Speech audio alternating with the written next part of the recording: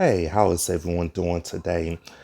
The purpose of this video is to show you the basics of using Stash. I'm just going to go over the bare basics about Stash.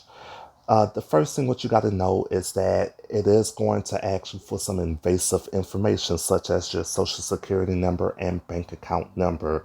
You need that information in order to proceed. So your bank account number being stored in Stash will allow you to transfer money into your bank from your bank account into your investments so that you can purchase stocks, while your social security number is basically to confirm that you are a U.S. citizen. Let's click on Stash. When you click on Stash, of course, you want to have it password protected so no one gets into your personal information. So as of right now, my total stash value is $2,618.96. All right, so that's pretty good for a beginner. I've been investing since November of 2019. It is now May 2020.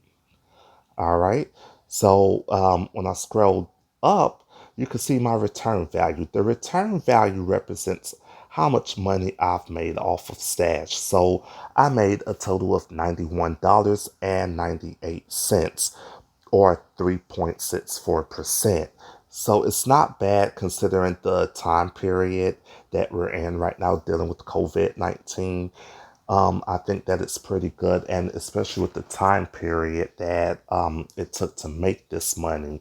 I've made $91 within this short amount of time. Of course, it's going to fluctuate as stocks go up and down. Okay, so uh, cash to invest. Cash to invest is $67.17. And this is why you need to link your bank account. You can pull money out of your bank account and leave it in your portfolio, and you can invest it at any given time. So that's just money that's just sitting there. Okay, I'm going to scroll up some more and you can see my investments here. So I have AMD, which is a microchip processing company. So is NVIDIA or NVIDIA. I'm not sure how it's pronounced. I also invested in Microsoft. Okay. One of the good things about Stash is that it's made for the average Joe. So if you're someone who wants to invest in the big companies such as Apple or Microsoft, you could afford it. It's very easy. You could buy a fractional share. A fractional share means that you will not purchase an entire share of it. So let's take a look at Apple, for example. As of today, for a share of Apple, it will cost you $311.41. Okay, but let's say if I'm someone who do not have $311.41 to invest, I could just put $20 in there and I will receive money back from it. So for example, if I was to invest $100 into Apple, and the stock grows by 10% within a day, I would have earned $10 off of Apple. So it's really easy to make money off of this app.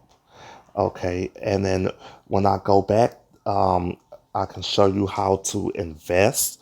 So all you would have to do is click on invest, type in the um, the stock you want to invest in. So let's just choose Apple. You click on Apple and you click buy/sell. Then you will get a menu that pops up and it gives you all types of options. You want to click buy, and then you go ahead and enter the amount you want to invest. So for example, if I want to invest $20 in Apple, I'll click that. And then I choose the account in which I want to invest from. So either the cash to invest, which is already in it. So I have $67 to invest. I can use my Stash banking account or I can use my external banking account and money will transfer into my portfolio. But I'm not buying anything as of yet. All right. So you can invest in all types of companies, beliefs, balance and things like that. And these are ETFs, which we could talk about at a later time. All right. But another great feature about Stash is that they give you a checking account and a debit card. You would normally get your debit card about a week or so in the mail after you sign up. And you can use this debit card to make purchases wherever Visa debit cards are accepted. You will have to put money on the card to keep it active. So just like any other bank account, and you will swipe it at grocery stores or wherever you shop at. And a great feature about it is that it will give you stock buyback. So basically, a small percentage of whatever you purchase goes into the stock. So let's say if I was to go to Walmart and swipe my debit card, then what will happen is that I will receive a certain percentage back in stock from Walmart. And and it'll be applied to my investments. I don't know if I have any recent. Oh, here we go. So, like for example, here I have Dollar Tree.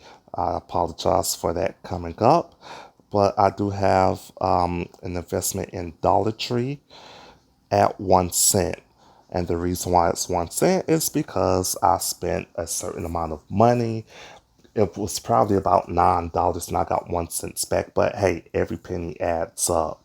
And of course, there's another fee here. It's a $1 fee. You are charged that automatically every month to keep your stash account going. So I'm going to stop right there for today. And we're going to have a part two tomorrow. Thank you for watching. And I hope that you're with me for part two of this.